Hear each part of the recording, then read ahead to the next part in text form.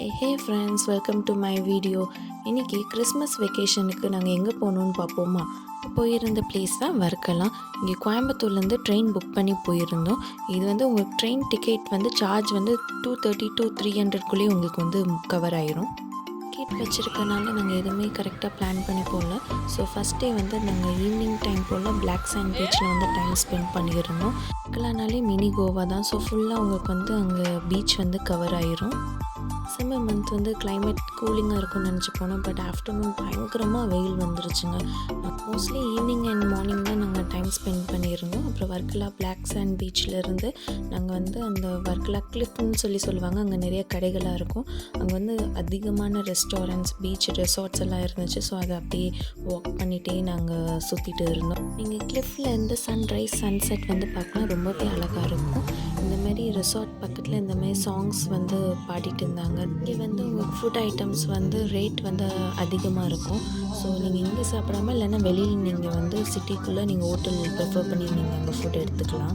உங்களுக்கு Varkala பீச்லேருந்து black sand beach வந்து 2 kilometers தான் காட்டும். நீங்கள் வாக்லேயே வந்துடலாம். தம்பியை கூட்டிகிட்டு போனனால எனக்கு கொஞ்சம் ஜாலியாக இருந்துச்சு. பீச்சில் வந்து டாய்ஸ் வச்சு விளையாண்டுட்டுனா நாங்கள் கொஞ்சம் ரிலாக்ஸாக பீச்சை வந்து ரசிச்சுட்டு அவங்க கூட டைம் ஸ்பெண்ட் பண்ணி விளையாண்டுட்டு உட்காந்துட்டு இருந்தோம்.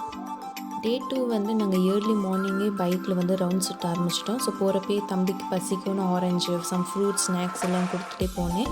அப்புறம் போகிற வழியில் வந்து கபில் பீச் போனோம். கபில் பீச்சுன்றது உங்களுக்கு ரோட்டு பக்கத்துலேயே பீச் வந்து நீங்கள் நல்லா பார்க்கலாம். பீச் இருக்கும், இன்னொன்று சைடு வந்து உங்களுக்கு லேக் வியூக்கு தெரியும்.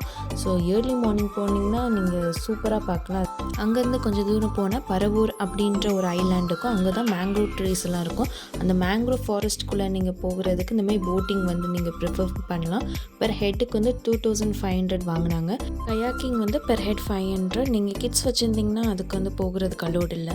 வர்க்கலா பீச்சில் வந்து இந்த மாதிரி அட்வென்ச்சர் ஆக்டிவிட்டீஸ்லாம் இருக்குது. ஸோ அங்கே வந்து பையனுக்கு வந்து இந்த ஏடிவி ரொம்ப விருப்பம்னால அதில் ஒரு ரைட் போனோம். நானும் என் ஹஸ்பண்டும் வாட்டர் ஆக்டிவிட்டீஸில் ஜெட் ரைட் வந்து ப்ரிஃபர் பண்ணி போனோம். இதுக்கப்புறம் வந்து இதை தாண்டி உங்களுக்கு அங்கே என்னென்ன இருக்குன்னா பேரா மோட்ரிங் இருக்குது, பேரா ஸ்லைடிங் இருக்குது. போட்லேயே கூட்டிகிட்டு போய் அவங்க பேராஷூட் மாதிரி பறக்க வச்சு அது ஒரு எக்ஸ்பீரியன்ஸ் நீங்கள் பண்ணலாம்.